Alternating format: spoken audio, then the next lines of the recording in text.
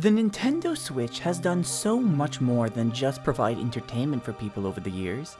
It challenged the gaming industry as a whole. Not only was Nintendo trying to recover from the massive kick to the nuts the Wii U was for the company, but they followed up with a console that was on par with the PS3, pushing the limits and going above and beyond what most people would have expected from the console. But who does Nintendo owe this whiplash success to? Themselves or some other force? Today we're diving into the thought-provoking question, would the Nintendo Switch have been as successful without the pandemic? The Switch has undoubtedly been a game changer for Nintendo, but how much did the unique circumstance of the past few years contribute to its success? Let's explore. As a disclaimer, in today's topic we are talking about an outcome to an alternate reality that does not exist. Therefore, we need to treat this subject with nuance. Of course, it should go without saying that my conclusion will be based on how I interpret the following factors I will elaborate on in this video. Therefore, you might arrive to a different conclusion than I will, and despite how people may treat it, business is not an exact science. Yes, there are equations that are timeless, such as revenue minus expenses equals profit. However, consumer behavior are ultimately unpredictable. I could go on a very long rant about this, however, I'll stop myself at that and start with the first talking point. One of the key factors behind the Switch's success is its somewhat unique concept. The ability to seamlessly switch between handheld and console modes appealed to a wide range of gamers. From the complete casual player to the hardcore enthusiast, the concept was alluring to many. The reason I say only somewhat unique concept is because technically it wasn't that completely different from another device that only a few people got to experience. That device of course being the Wii U. Now, I might be completely wrong here, but I don't believe that this is a hot take. Although it wasn't consistent to every game, there was still a large amount of games on that system that could be played without the TV and going into a handheld mode. Of course, it came with its own limitations, such as having the actual console itself having to be near at all times. But the Switch clearly feels like Nintendo took a long, deep look into the Wii U and refined it into a device that would find a wider appeal that eventually ended up, becoming what it is today. However, this innovative design was in place long before the pandemic hit, and it is likely that this alone would have made the Switch a success, especially considering how they merged both their handheld and home consoles together. So do I think the Switch would have been successful without the pandemic? Yes, absolutely. Albeit perhaps not to the same extent. Now, let me explain. Even before the pandemic, the gaming industry was experiencing significant growth. Video games were no longer just a niche hobby, but had become a mainstream form of entertainment. This trend was driven by several factors. First off, we had the wider audience appeal. Across the whole gaming industry, games were no longer targeted solely at a young male demographic. Developers were creating games that appealed to a diverse audience, including women, older adults, and families. Even off of first-hand experience, I can tell you I have a bunch of friends that also purchased some PS4s and Xbox Ones before the pandemic, simply because they knew they, could play games on them. But worst comes to worst, even if they didn't want to play games, they could always fall back and use it as a Netflix box. The second factor is accessibility. The barrier to entry for gaming had lowered significantly. Smartphones and tablets had become a powerful first gaming device for many people, making games more accessible to casual players. The Switch's hybrid design, which allowed for both traditional console gaming and portable play, further expanded its appeal to gamers looking for flexibility in how and where they played. Third is cultural acceptance.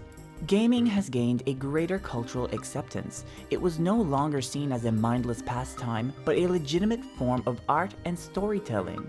Games like The Last of Us and Red Dead Redemption 2 were praised for their storytelling and character development, elevating the medium to new heights. As you can see, the gaming industry's growth was driven by a combination of factors. The Nintendo Switch was the epitome of being at the right place at the right time, positioning it for success right before the pandemic hit. But before we dive deeper into the topic and into the pandemic period, I would like to take a few short seconds to quickly share something with you. If this is your first time here on the channel, hey, my name's Adrian, and I post weekly Nintendo videos. So if that sounds like your cup of tea, I would really appreciate if you would consider liking and subscribing, and without further ado, let's go right back into the video. Now is finally the time to consider the pandemic's role. With people around the world stuck at home, the demand for entertainment skyrocketed. The Switch, with its ability to provide both solo and multiplayer experiences, became the go-to choice for many. This surge in demand undoubtedly boosted the Switch's sales and popularity, and for multiple reasons. First, it's the supply chain challenges. It is essential to note that the pandemic also brought its challenges, particularly regarding the supply chain. The thirst in demand for electronics was unquenchable, and I think the prime example that showcases this was the shortage of chips. With the rapid growth of COVID cases, many people wound up in the hospital on ventilators. With so many people needing these ventilators, they had to create more, and those ventilators contained GPUs. Also, with everybody being stuck at home, many people wound up unemployed. And for a select few people, they decided to become entrepreneurs and start a Bitcoin mining farm. So for those specific people, they went out and bought every single graphics card they could put their hands on. And like anything else, the scalpers also got involved and tried to turn around and make the most profit off of these things that people were trying to get at the moment. And unfortunately for Microsoft and Sony, they released their new flagship consoles, the PS5 and the Xbox Series X. Because of the chip shortage, they were not able to produce enough consoles to keep up with the demand. And the scalpers also got involved that really didn't help the situation. But the simple announcement of those two consoles created a tailwind effect in the gaming industry. When a new console is announced, it's not only gamers that talk about it, but it even goes all the way to mainstream media's ears. Even if most people won't end up buying the console, the simple fact that a new gaming box is on the market makes them look towards the gaming industry. And in this unique situation, a lot of people were home looking for something to do, meaning even people that might have not traditionally bought a new console, at this very moment, it's exactly what they were looking for. And for my final point, I'd like to point out the importance of timing. The Switch had been on the market for a few years before the pandemic hit, allowing it to build a solid foundation of users and developers. This pre-pandemic momentum contributed to its success during the pandemic, as it was already a well-established platform, people already knew what the Switch was, and the library available to consumers was already big. Once the coronavirus officially put the world into a state of emergency and putting everyone in lockdown, Nintendo dropped Animal Crossing New Horizons, the perfect cutesy escapism people were desperately needing at the moment. And for a bit over a year, both the PS5 and Xbox Series X were nowheres to be found. Not only were these two consoles drastically more expensive than the Switch, the scalpers got involved, meaning it made it that much more unattainable for people living off of EI to put their hands on one.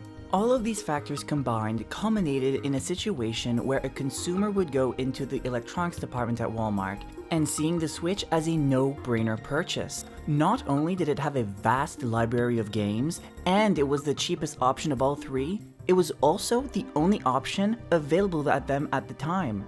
And even though the Switch was drastically less impressive technically than the new PlayStation and Xbox, the average consumer didn't care.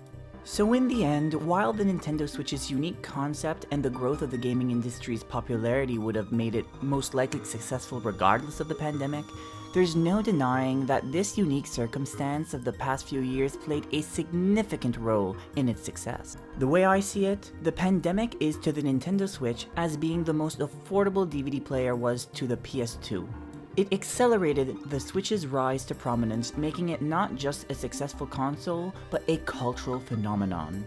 But now I turn the conversation to you. Do you believe the Switch would have been doomed without the pandemic? Or was the pandemic just kind of a thing that also happened during the Switch? Let me know down in the comments.